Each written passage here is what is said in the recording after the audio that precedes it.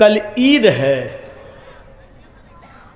अब कपड़ा खरीदूंगा और सिलाऊंगा तो टाइम लगेगा। आज चांद हो गया, कल ईद है, चलो रेडीमेड पंजाबी खरीद लेता हूं। कलिया चक्के मार्केट में गया और एक रेडीमेड पंजाबी खरीदता है। उस पंजाबी की कीमत है 500 रुपये। मेहनत करता है और मेहनत करके उसने दिन भर टोटो चलाया और उसने 490 रुपये कमाए। एक मिसाल पर गौर कीजिएगा, उसने 490 रुपये कमाए। अब मार्केट में गया, उसके पास पैसे हैं 490 रुपये, लेकिन उसको 10 रुपये कहीं मिल गए। किसी आदमी के गिर गए थे, उसने उठा लिया और जानता है फला आदमी का रुपया गिरा है, लेकिन बताया नहीं। जमीन पर गिरी हुई चीज के भी आप मालिक नहीं हैं, इतना याद रखिएगा। अगर जमीन पर गिरी हुई कोई चीज आप को दिख जाए तो शरीयत का मसला यह है कि देख लिया, गुजर जाओ, उठाना नहीं। और अगर उठा लिया तो अब आपकी जिम्मेदारी है कि 1 साल तक उस चीज का आप ऐलान करेंगे, अनाउंसमेंट करेंगे कि अगर किसी की कोई चीज गिर गई है तो वो हमसे राब्ता कायम करे। कितने दिनों तक? 1 साल तक।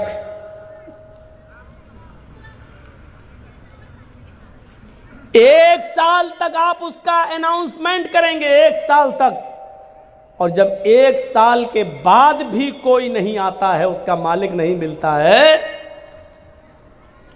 तब आप उसका 5वां हिस्सा सदका और खैरात करके बकिया चीज आप अपने लिए इस्तेमाल कर सकते हैं।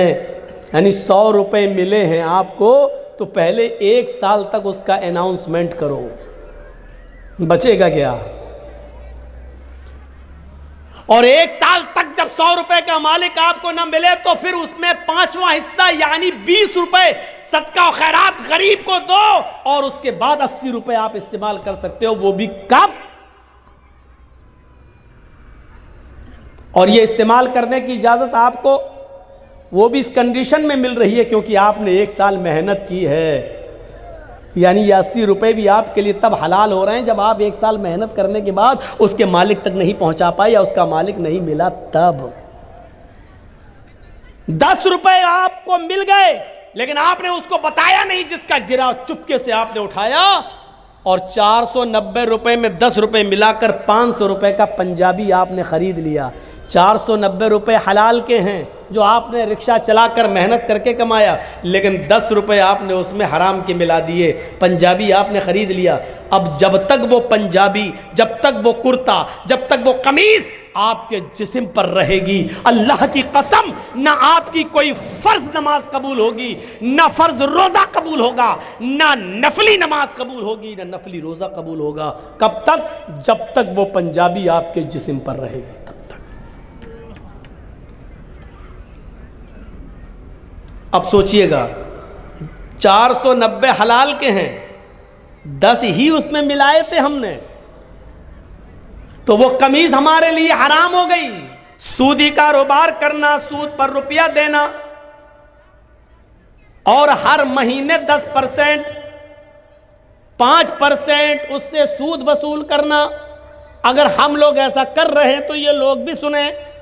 अल्लाह के नबी सल्लल्लाहु अलैहि वसल्लम फरमाते हैं कि या कुलुहुर दिरहम रिबा या कुलुहुर रजुल व हुवा यअलम, सूद का, ब्याज का, हराम का एक लुकमा, एक दिरहम खाना, 1 रुपया खाना, इस हाल में कि तुम जानते हो कि ये हराम है, ये जानते हो कि ये मेरी मेहनत की कमाई नहीं है।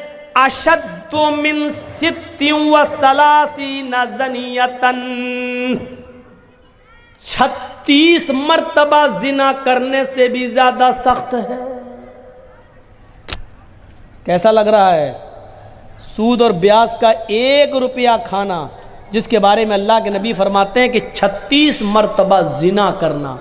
ओह जिना, जिस काम को हम सबसे ज़्यादा गंदा समझते हैं, किसी की माँ बहन बेटी के साथ हम जिना करें, और एक बार नहीं 36 बार जिना करना। अल्लाह के नबी फरमाते हैं 36 बार, 36 मरतबा जिना करने से भी बड़ा और सख्त है ये काम, यानी सूद का और ब्याज का 1 रुपया खाना। और बुलाओ मौलाना जर्जीस को, इससे तो अच्छे हमारे यहाँ के मौलवी है, कम से कम ये सब तो नहीं बोलते। सब बोलते हैं, बोलने का अंदाज अलग अलग होता है। ये अलग बात है कि आप अपने इलाके के उलमा की बात एक कान से सुनते हैं, दूसरे कान से उड़ा देते हैं। क्यों? घर की मुर्गी दाल बराबर।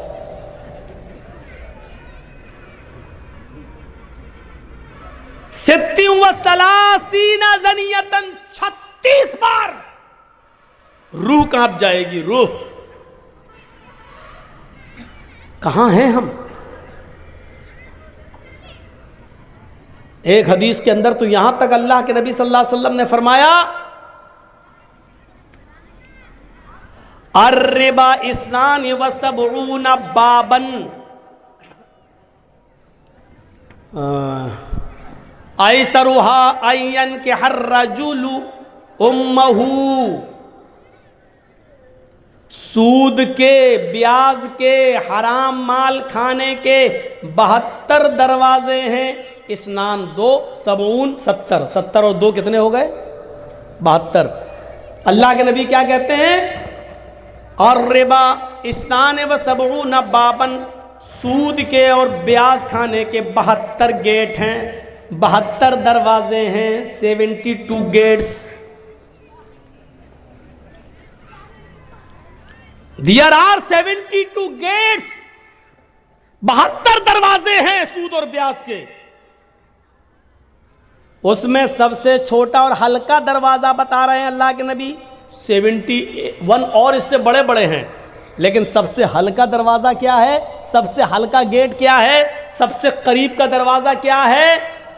ऐसरुहा अय्यन के हर रजुल उम्महू, सबसे करीब दरवाज़ा सूद और ब्याज का 72 दरवाज़ों में यह है कि एक आदमी अपनी सगी माँ के साथ निकाह कर ले।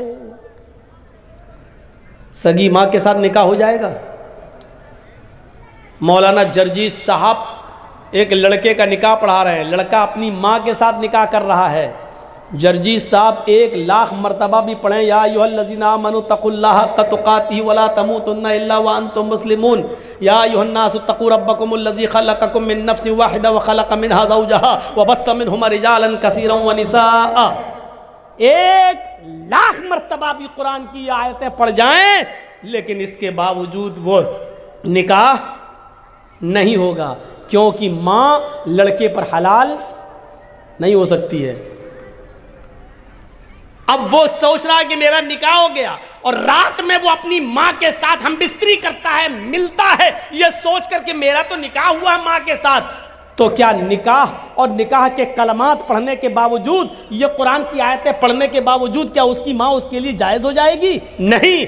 अगर वो हम बिस्तरी करता है तो ये ज़िना ही माना जाएगा और हरामकारी मानी जाएगी। तो अल्लाह के नबी कहते हैं कि 1,00,000 बार कुरान पढ़कर निकाह पढ़ा देने के बावजूद माँ हराम ही रहेगी। ऐसरुहा अय्यन के हर रजुल उम्महू, कि माँ के साथ कोई आदमी निकाह करे लेकिन वो निकाह के बावजूद भी हरामकारी करता है। इसी तरीके से सूद और ब्याज के माल पर चाहे कितनी दुआएं पढ़ के खाओ, बिस्मिल्लाह, तो बिस्मिल्लाह कहने से हलाल नहीं हो जाएगा। सूद और ब्याज बिल्कुल सूअर के गोश्त की तरह होता है।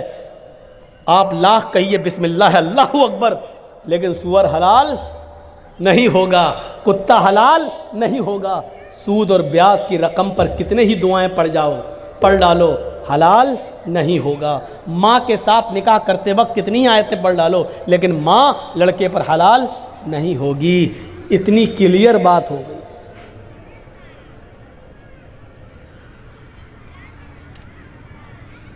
याद करिए, या अय्युहल्लज़ीना आमनू तक़ुल्लाह वज़रू मा बकिया मिनर रिबा, आए ईमानों वालों,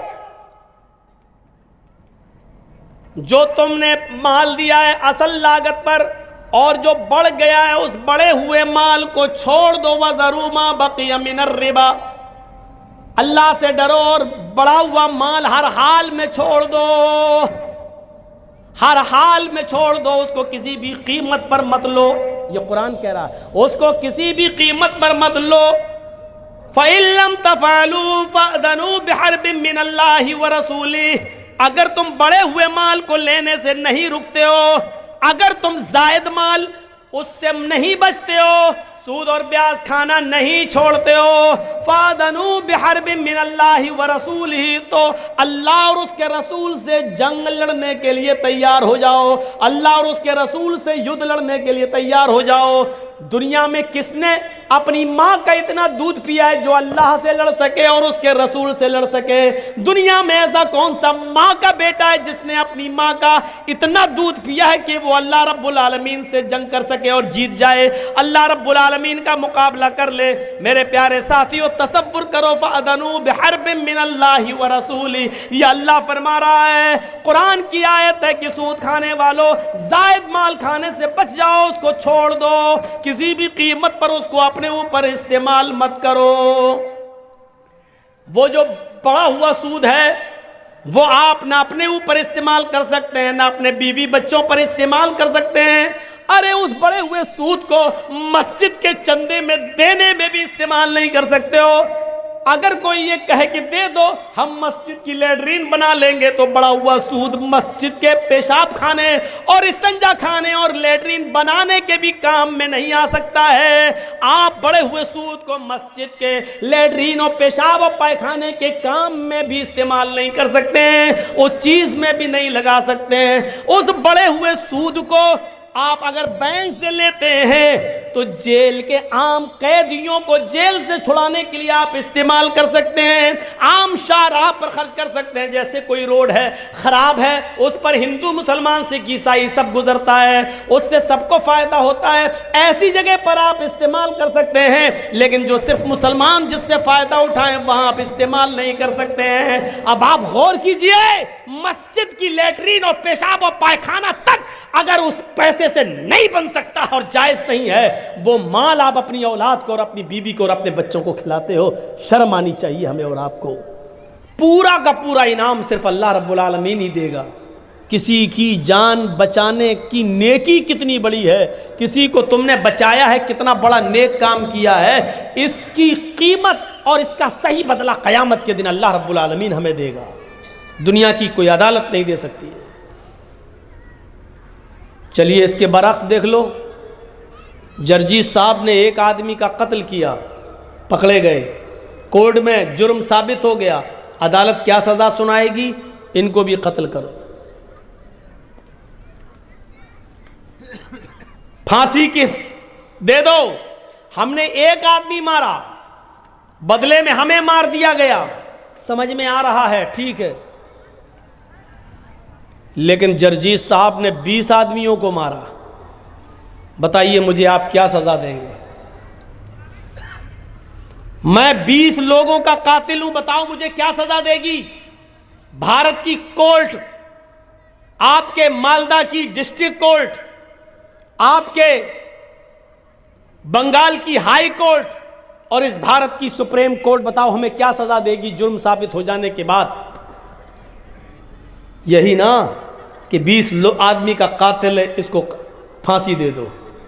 साहब आपने एक बार हमको फांसी दे दी, ये तो एक आदमी के कत्ल की सजा हुई, मैंने तो 20 मारे हैं, अभी 19 लोगों के कत्ल की सजा बाकी है, ये कौन देगा? ना डिस्ट्रिक्ट कोर्ट दे सकती है, ना हाई कोर्ट, ना सुप्रीम कोर्ट। इसलिए कयामत का दिन मानना ही पड़ेगा कि एक दिन ऐसा आएगा जहां हमारे बकिया जुर्मों की पूरी सजा हमें दी जाए, वरना बेइंसाफी होगी। गौर कीजिए, वो हिटलर जिसने लाखों यहूदियों का कत्ल किया और बिलाखिर पकड़ा गया, लेकिन उसने अपने ही सर पर पिस्टल रखकर अपने आप को उड़ा लिया और मार डाला।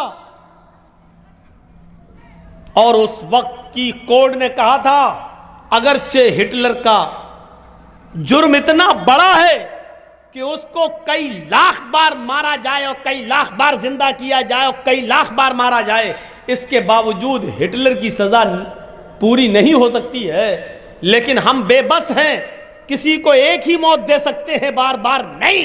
यह है दुनिया की कोर्ट और दुनिया की अदालत की कमजोरी। यह है दुनिया की कोर्ट और दुनिया की अदालत की बेबसी कि एक कोर्ट और अदालत जो इंसाफ के लिए बनाई गई है, वो सिर्फ एक ही बार किसी को फांसी दे सकती है। माफ कीजिए, यहां तो एक शख्स वो है जिसने कई लड़कियों के साथ बलात्कार किया और उनको कत्ल करके मार डाला। जरा बताइए कि कश्मीरी पंडितों को मारने वाले और उनको कत्ल करने वाले और घरों से निकालने वालों की क्या सजा मुतय्यन की जा सकती है? ज्यादा से ज्यादा यह कि उनको पकड़ा जाए और एक बार उनको फांसी दे दी जाए। बताओ, गुजरात के कातिल के लिए कौन सी सजा मुतय्यन की जाए जिसने हजारों लोगों का कत्लेआम किया? ज्यादा से ज्यादा इतना कि उसको कोर्ट सजाए मौत सुना दे और एक बार उसको कत्ल कर दिया जाए या सजाए मौत दे दी जाए। बताइए, आसाम के अंदर 10,000 मुसलमानों का कत्लेआम करने वाले को अगर कोर्ट सजा सुनाएगी तो ज्यादा से ज्यादा इतनी कि इसको उठाओ और फांसी के फंदे पर लटका दो। लेकिन यहां तो 10,000 लोगों का कत्लेआम है, 10,000 लोगों का कत्लेआम। क्या आप किसी को पूरी सजा दे सकते हैं? नहीं दे सकते हैं। इसीलिए कुरान की ये तीसरी आयत मैंने आज पढ़ी है, मालिक यौमिद्दीन, कयाम वो मालिक है बदले के दिन का पूरा, यानी वो कयामत के दिन पूरा का पूरा बदला देगा। अगर आपने 100 आदमियों को मारा है, 100 आदमियों का कत्ल किया है, तो आपको दुनिया में एक बार कत्ल करके एक आदमी के कत्ल की सजा दे दी गई है। 99 आदमियों की कत्ल की सजा भी बाकी है, जो आपको कयामत के दिन अल्लाह रब्बुल आलमीन की अदालत से मिलेगी। दुनिया में कोई इंसान ऐसा नहीं है, कोई अदालत ऐसी नहीं है जो हमारे अच्छे कामों का पूरा बदला दे दे और हमारे गुनाहों की पूरी सजा दे दे। दुनिया में ऐसी अदालत है ही नहीं। इसलिए मानना पड़ेगा कि एक दिन आएगा फैसले का। ज़ालिका यौमुल फ़स्ल, आज फैसले का दिन है। आज पूरा का पूरा बदला दिया जाएगा, पूरा का पूरा इंतकाम आज इंसान को मिलेगा। ताकतवर जानवर ने कमजोर जानवर को मारा, उस कमजोर जानवर को भी आज इंसाफ मिलेगा। वो एक छोटा सा बच्चा जो मां के पेट में पल रहा है, अल्ट्रासाउंड पे चेक कराने के बाद पता चला कि ये लड़की है और 2 महीने का 3 महीने का वो हमल एबॉर्शन करके गिरा दिया गया, या कॉलेज में पढ़ने वाले लड़के और लड़कियों से कोई गलती हो गई और हमल ठहर गया, माँ बाप को पता ना चले, समाज को पता ना चले, किसी हॉस्पिटल में जाकर एबॉर्शन करा दिया। हमल ठहर जाने के बाद, चाहे वो जायज़ हो या नाजायज़, हमल ठहर जाने के बाद उसको गिराना बहुत बड़ा जुर्म है, जुर्म अजीम है। याद रखिएगा, इस कमज़ोर मासूम सी जान को जो तुमने पेट के अंदर मार डाला, एबॉर्शन करा के ख़त्म कर दिया, आज इस बच्चे को भी इंसाफ मिलेगा। क़यामत का दिन है। ये बच्चे को अल्लाह रब्बुल आलमीन ज़बान देगा, हाथ देगा, पैर देगा, नाक देगा, कान देगा, और क़यामत के दिन ये छोटा सा बच्चा जिसको माँ के पेट में मार दिया गया, चाहे वो 15 दिन का हो, 1 महीने का हो, 1 हफ्ते का हो, 10 दिन का हो, 5 दिन का हो, हमल ठहर जाने के बाद आपने उस बच्चे को एबॉर्शन करा दिया, गिरा दिया, इसकात कर दिया, क़यामत के दिन अल्लाह रब्बुल आलमीन इस बच्चे को ज़िंदगी देगा और ये बच्चा अपने माँ की पिस्तान से लटका हुआ आएगा। जा यौमल क़यामह व मुअल्लकुम बैन सदिया, ये बच्चा क़यामत के दिन अपने माँ की दोनों पिस्तानों से लटका हुआ आएगा। अल्लाह रब्बुल आलमीन इस बच्चे से कहेगा, क्या तुम भी कुछ चाहते हो? तुम्हारा भी कोई मसला है, तुम्हारा भी कोई क्वेश्चन है? वो बच्चा अपने माँ की पिस्तान छोड़ेगा, यकूल, और अल्लाह से शिकायत करेगा, हाज़ी उम्मी क़तलतनी, अल्लाह ये मेरी माँ है जिसने दुनिया में मुझे मार डाला था, अल्लाह ये मेरी माँ है जिसने दुनिया में मुझे कत्ल कर दिया था, अल्लाह ये मेरी माँ है जिसने दुनिया में मुझे मार डाला था, अय अल्लाह ये मुझे अपने पेट में जगह न दे सकी, अय अल्लाह दुनिया में वजूद में आने से पहले इसने मुझे खत्म कर दिया, अय अल्लाह आज तू मेरी माँ का मत बन, अय अल्लाह जिस तरह इसने मेरे टुकड़े टुकड़े करके मुझे नेकी और नमाज और रोजे रखने का और पढ़ने का मौका भी नहीं आने दिया और उससे पहले मार डाला, अय अल्लाह आज तू मेरी माँ को भी जहन्नम के अंदर फेंक दे। वो छोटा सा मासूम बच्चा क़यामत के दिन उसको भी अल्लाह रब्बुल आलमीन इंसाफ देगा, उस बच्चे को भी कुव्वत गोयाई देगा और उसकी भी सुनेगा। मालिक यौमिद्दीन, वो क़यामत के दिन का पूरा मालिक। जोड़ दिया कुरान की इस आयत ने। बहुत आसानी के साथ हम लोग जाते नमाज में, इमाम साहब ने कहा अल्लाहु अकबर, हमने कह दिया अल्लाहु अकबर, इमाम साहब पढ़ दिए अल्हम्दुलिल्लाह रब्बिल आलमीन अर्रहमानिर रहीम मालिक यौमिद्दीन इय्याका नअबुदु व इय्याका नस्तईन, और जैसे का गैरिल मग़ज़ूबि अलैहिम वलद्दाल्लीन, हमने कह दिया आमीन। एहसास नहीं हुआ कि क्या पढ़ दिया और क्या है। कल से पूरे 2 घंटे की तकरीर में अल्हम्दुलिल्लाह रब्बिल आलमीन और अर्रहमान रहीम तक ही पहुंच पाया था और मालिक यौमिद्दीन तक नहीं चल पाया। आज मालिक यौमिद्दीन पर मैं आज बोल रहा हूं। तसव्वुर कीजिए कि क़यामत के दिन का पूरा मालिक होगा वो अल्लाह, सबका अदल और इंसाफ वहां मिलेगा। दुनिया में आप अपने आप को बचा सकते हैं, छिपा सकते हैं। जर्जी साहब जज हैं मालदा की कोर्ट के, और जर्जी साहब का बेटा अगर कोई कसूर करके मुकदमा उस पर चला और वो केस जर्जी साहब की अदालत में आया, तो जर्जी साहब कानूनी किताबों से कोई ना कोई दांव पेच खेलकर पॉइंट निकाल कर अपने बेटे को किसी न किसी तरीके से जमानत दे देंगे, अपने बेटे के फेवर में कोई ना कोई कानून ढूंढ लेंगे। लेकिन याद कीजिए, उस दिन कोई कानून तुम्हारा नहीं चलेगा। उस दिन बाप और बेटा सब आमने और सामने होगा, लेकिन कोई किसी की सिफारिश करने वाला नहीं होगा। जरा तसव्वुर कीजिए उस दिन का मंजर क्या होगा। अल्लाह रब्बुल आलमीन भी उस दिन कहेगा, वम्ताजुल यौमा अय्युहल मुजरिमून, आए मुजरिमों आज के दिन तुम अलग हो जाओ। वम्ताजुल यौमा अय्युहल मुजरिमून, आए मुजरिमों आज के दिन तुम अलग हो जाओ, नेक लोगों से अलग हो जाओ। ये सुनकर मुजरिम नेक लोगों से अलग हो जाएंगे। मेरे प्यारे साथियों, उस दिन अल्लाह रब्बुल आलमीन सबको इंसाफ देगा। आज जर्जी साहब ने आपको डेट नहीं दी, आपने देखा कि जर्जी साहब फलां आदमी के घर में रुकते हैं, आप उनके पास गए कि भाई मुझे हमारे गांव के लिए डेट दिला दो। जर्जी साहब तो हमारा फ़ोन भी नहीं उठा रहे हैं। उस आदमी ने सोचा कि जर्जी साहब तो हमारे घर पे रुकते हैं, चलिए उन्होंने सिफारिश की, जर्जी साहब ने भी उसका एहसान है उसके ऊपर, जर्जी साहब ने फ़ौरन उसकी बात मानकर डेट दे दी। हाँ, ऐसा होता है। आज हम एक दूसरे की सिफारिशें करते हैं और एक दूसरे की सिफारिशें मानते हैं, लेकिन क़यामत के दिन बाप जहन्नम में जा रहा होगा और बेटा जन्नत में जाने का फैसला, बेटा जहन्नम में जा रहा होगा और बाप के जन्नत में जाने का फैसला, लेकिन कोई किसी के काम नहीं आएगा, कोई किसी की सिफारिश नहीं करेगा। आवाज आएगी, आए दुनिया में बेटों को बचाने वालों, आए दुनिया में अपने बेटों के लिए सिफारिशें करने वालों, आए दुनिया में अपनी औलाद के लिए बड़ी से बड़ी सिफारिशें लेकर जाने वालों, मालकुम ला तनासरून, आज तुम्हें क्या हो गया कि आज तुम एक दूसरे की मदद नहीं कर रहे हो। आज तुम्हें क्या हो गया है, आज तुम एक दूसरे के काम नहीं आ रहे हो। आज तुम्हें क्या हो गया है कि आज एक बाप जन्नत जन्नत में जा रहा है और उसका बेटा जहन्नम में। लेकिन आज बाप अल्लाह से ये नहीं कह रहा है कि मेरे बेटे को जन्नत के अंदर दाखिल कर दो। आज तुम्हें क्या हो गया है? आज तुम एक दूसरे के काम क्यों नहीं आ रहे हो? आज एक दूसरे की सिफारिशें और शिफात क्यों नहीं कर रहे हो? ये मंजर होगा उस दिन का मेरे भाइयों।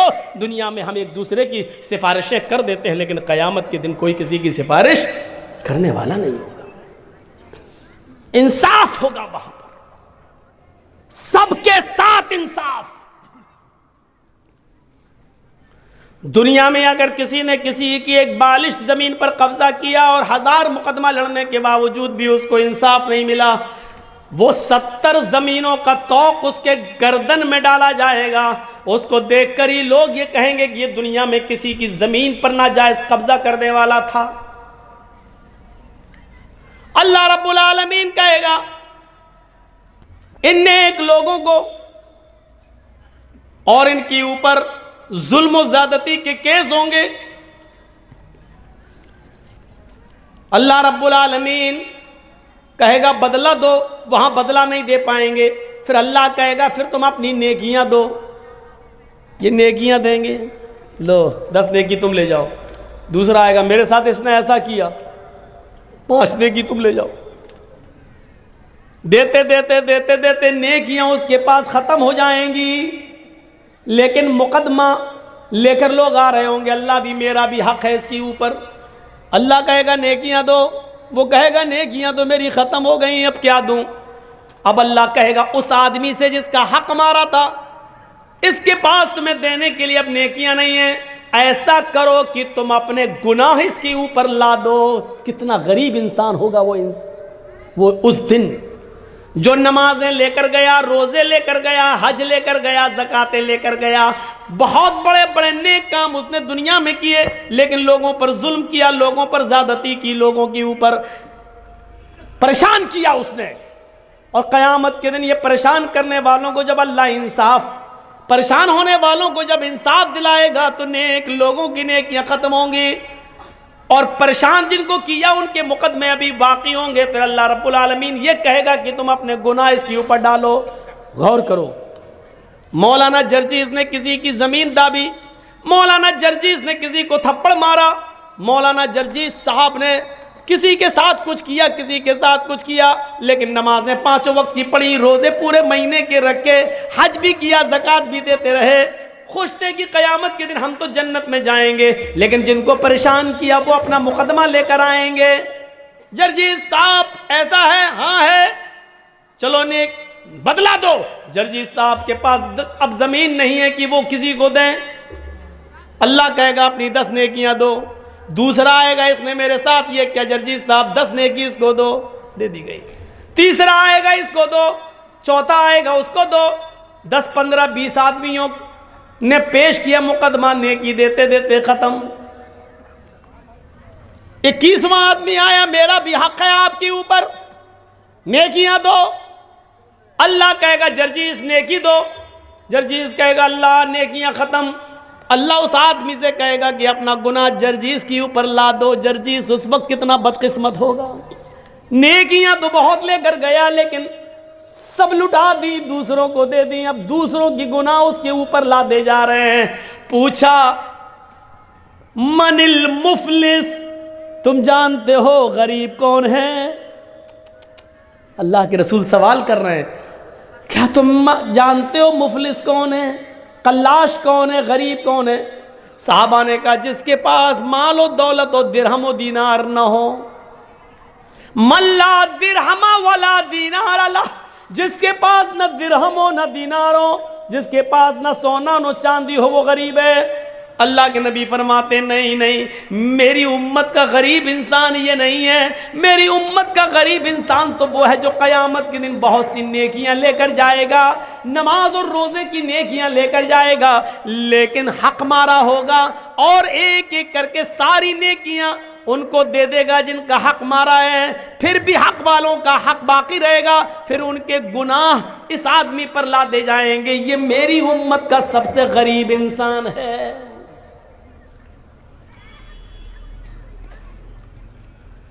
तसव्वुर कीजिए आप,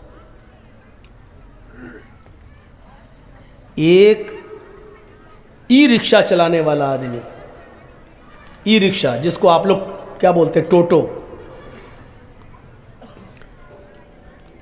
शर्म, ऐसा सब कुछ करने के बाद और हम ये उम्मीद रखें कि क़यामत के दिन हमें इसका हिसाब नहीं देना होगा।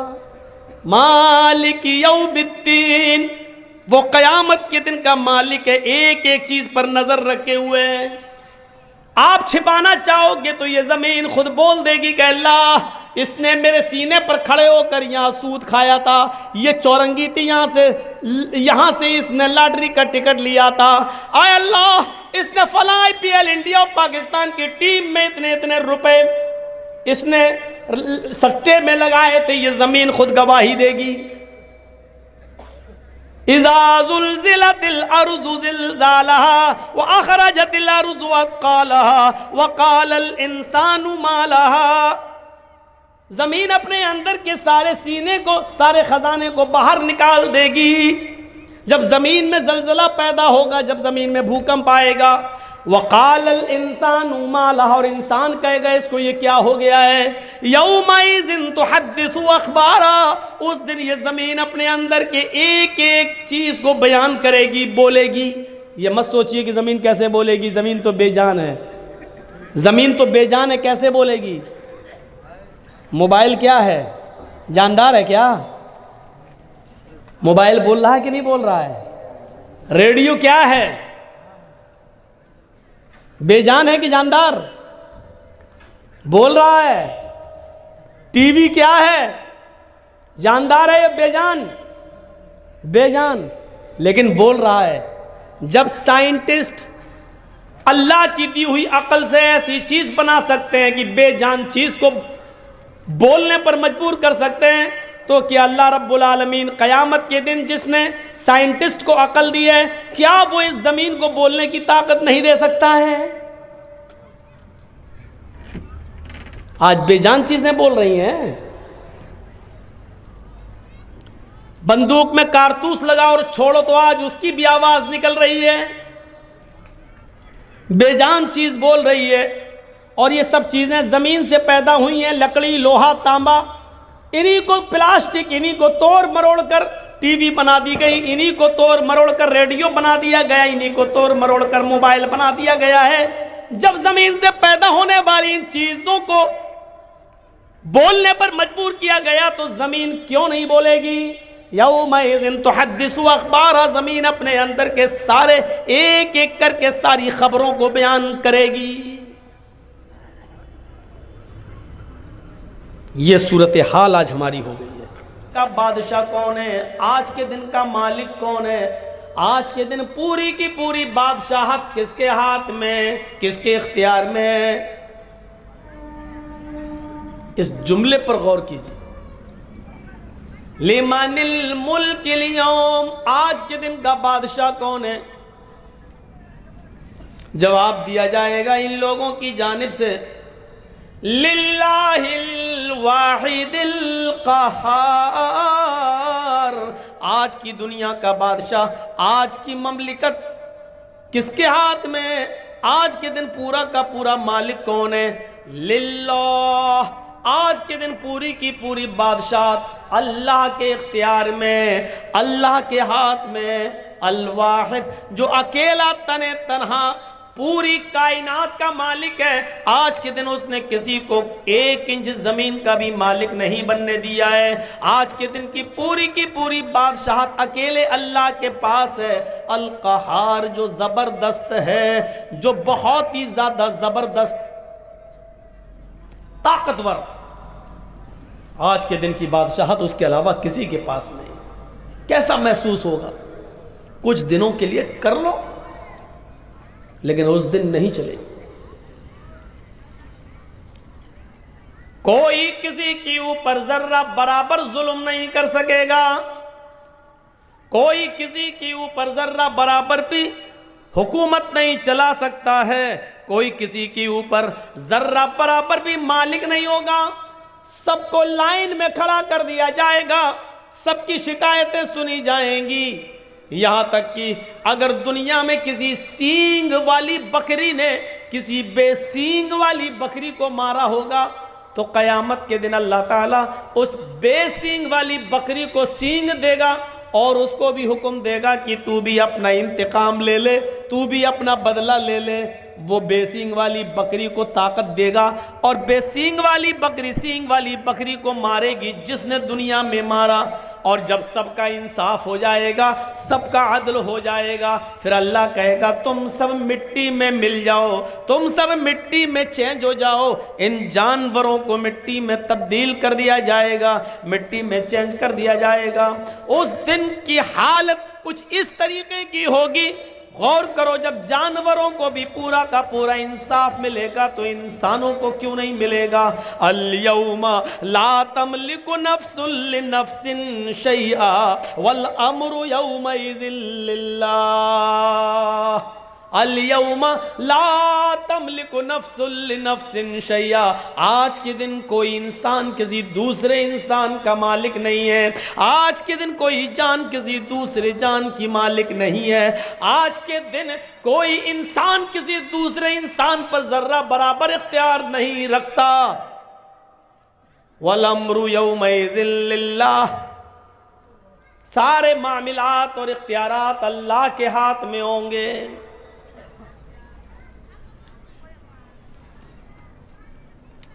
कश्मीर की सरजमीन पर जिन लोगों ने 29-30 साल पहले कश्मीरी पंडितों को उनके घरों से बेघर करके जुल्म और सितम किए, वो भी लाइन में खड़े होंगे। जिन्होंने गुजरात में अपने एक इशारे पर हजारों लोगों को मरवा दिया होगा, वो भी लाइन में खड़े होंगे।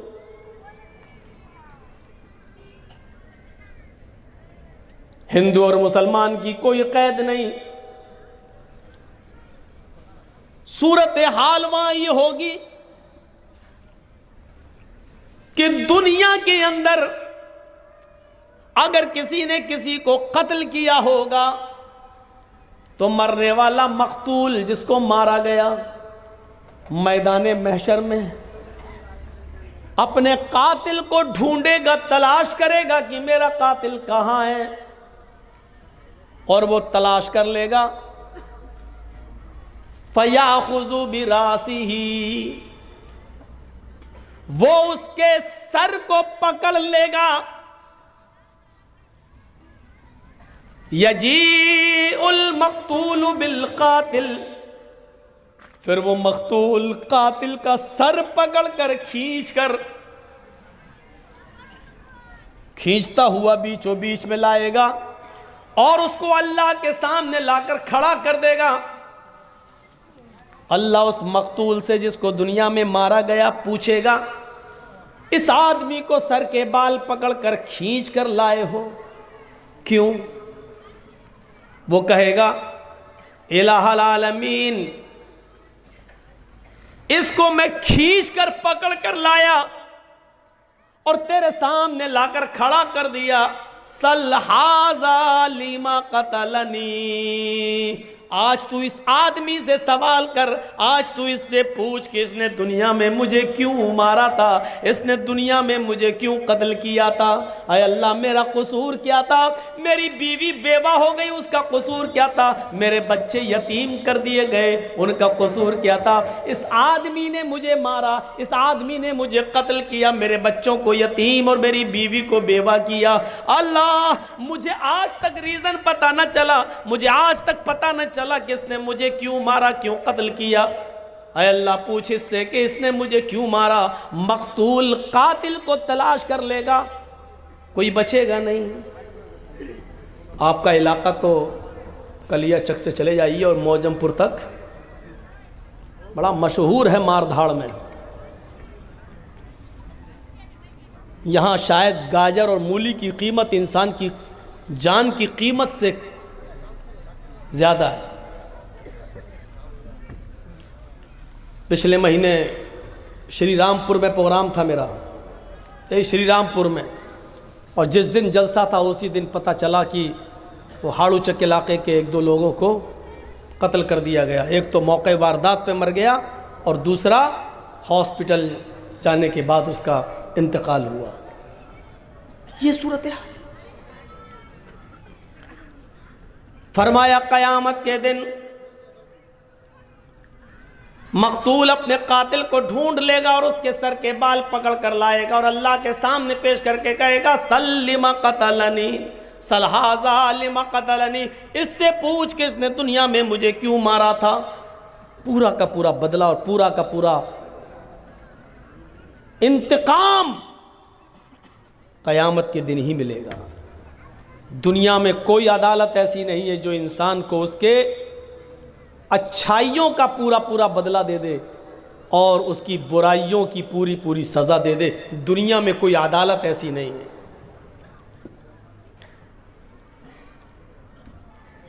आपका बेटा डूब रहा है, उसको तैरना नहीं आता है। जर्जी साहब तैरना जानते हैं। दरिया के किनारे बाप रो रहा, मेरा बेटा डूब रहा है, कोई है बचाओ। जर्जी साहब ने छलांग लगाई, तैरते हुए गए और उसके बेटे को पकड़ लिया और तैरते हुए आए और उसको निकाल दिया। उसका पेट वेट दबाकर पानी निकाला और किसी तरीके से उसकी जान बच गई। मुझे इनाम, लड़के का बाप इनाम दे रहा है। कितना इनाम देगा? कितना इनाम देगा लड़के का बाप? 10,000, 20,000, 50,000, 1 लाख, ज़्यादा अमीर हुआ तो 5 लाख, उससे ज़्यादा अमीर हुआ तो 10 लाख। लेकिन क्या उसके बच्चे की जान बचाने की कीमत 10 लाख है?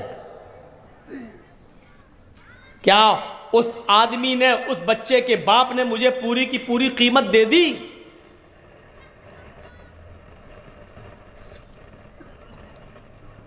और किसी ने एक बादशाह से सवाल किया कि बादशाह सलामत, तुम इस वक्त अपनी हुकूमत और अपनी ममलिकत के मालिक हो, लेकिन अगर तुम्हारी जान खतरे में हो तो बताओ अपनी जान को बचाने के लिए क्या दे सकते हो, क्या खर्च कर सकते हो? तो उसने कहा कि जितने हिस्से का मैं मालिक हूं, मैं अपने मुल्क की आधी मिल्कियत दे सकता हूं अपनी जान बचाने के लिए।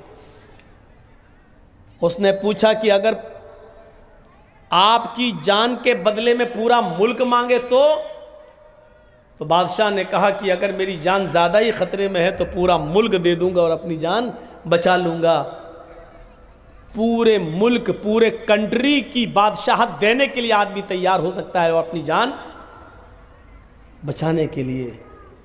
क्या जर्जीस साहब ने तैर कर आपके बेटे को बचाया और आपने 10 लाख 20 लाख का इनाम दे दिया तो क्या आपने पूरा बदला दे दिया?